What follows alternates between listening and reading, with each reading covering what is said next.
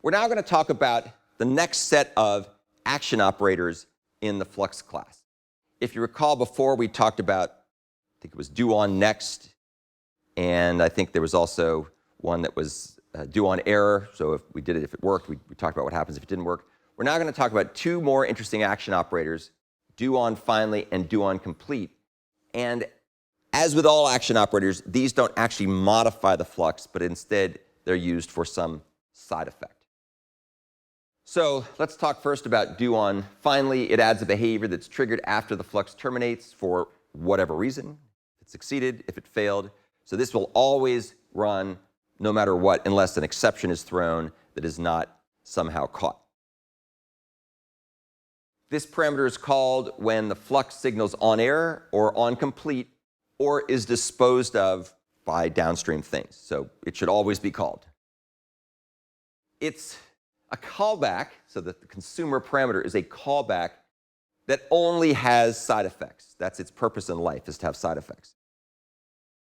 The action is always called regardless of whether things succeeded or failed. It's somewhat like a C++ destructor. So you're undoubtedly familiar with C++, hopefully. And in C++, you have destructors. They should also be called, they'll be called even when when exceptions are raised.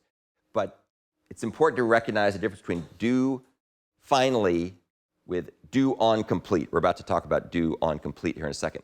doOnComplete is only called when the stream completes successfully, as opposed to always being called. So it's a little bit less expansive in what it can do. What you get back from doOnFinally is a Flux that has not been changed in any way, shape, or form. The type of the values hasn't been changed. The values themselves in the elements in the Flux that's returned have not been changed. It's just a side effect that's occurred. The doOnFinally operator doesn't operate by default on any particular scheduler. It just uses whatever the current scheduler is. And this kind of illustrates how it works.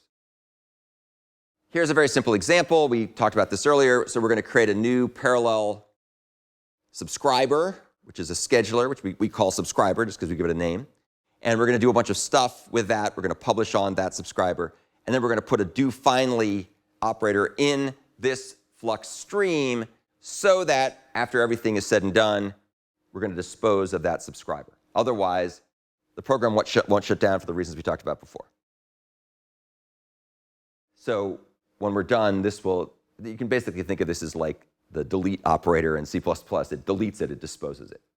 And in this case, it has the side effect of making sure that the program can shut down because we disposed of that scheduler. RxJava has basically the same thing.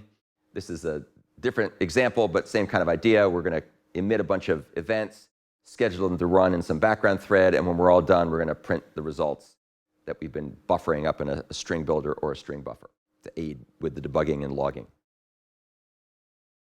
Java Streams has no operations like doFinally. And one of the reasons for that is that any cleanup that you need to do with Java Stream is just done by whatever you're doing when the terminal operation completes successfully and synchronously. And terminal operators always are going to complete synchronously. So you don't need to do these kinds of things in Java Streams. You just put something at the end of the stream, once the stream comes back. Whereas things are different in RxJava and Project Reactor because you're running these things, usually running them asynchronously in background threads.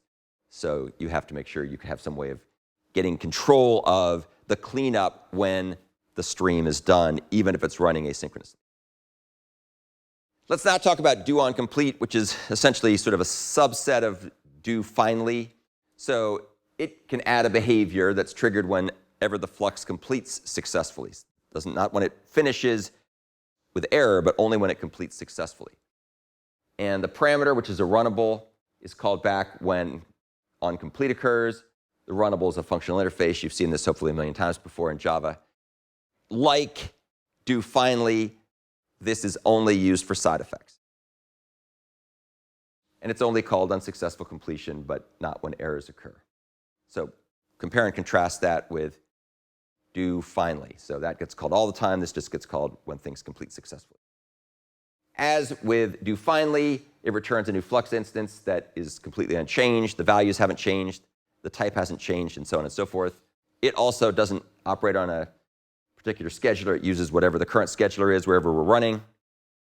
And here's a very simple example where we're going to have Flux created to run in the background. We're going to check to see if the values are prime, blah, blah, blah, blah. If all goes well, then we're going to print the results when we're done. And this is a side effect. Observable in RxJava has a doOnComplete operator that works exactly the same way. So that's the end of another set of action operators. It's important to understand these action operators. At first, you might think, oh gosh, they're only there for debugging, things like doOnNext, doOnError, just there for debugging or logging. But as you can see here, we can actually use them to good effect, to good side effect, by being able to have operations that will free things up, free resources up after some asynchronous processing stream has finished running in the background.